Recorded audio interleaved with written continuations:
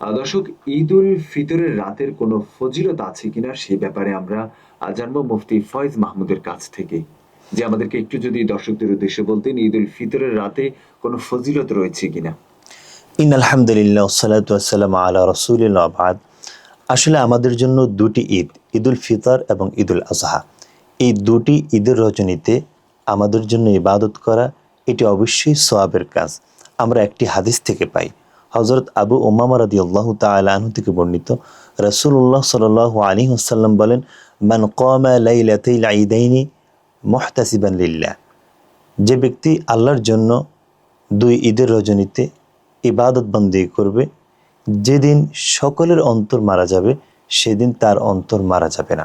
অর্থাৎ কিয়ামতের দিন হাজার হাজার লক্ষ লক্ষ লোক জাহান্নামের ভয়ে তারা দেখা যায় পেরেশানি ভোগ করবে, বিভিন্ন যন্ত্রণা ভোগ করবে।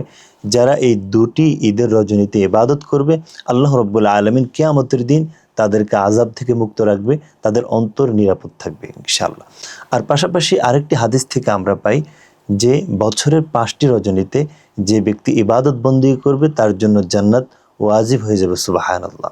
তার মধ্যে একটি হচ্ছে জিলহজ মাসের 8 তারিখ রজনী, আরেকটি হচ্ছে ইয়াউমাল আরাফা, আরাফার দিনের রজনী, আরেকটি হচ্ছে দুই ঈদের রজনী, আরেকটি হচ্ছে লাইলাতুন নিসফ মিন শাবান, অর্থাৎ শাবান মাসের মধ্য রজনী।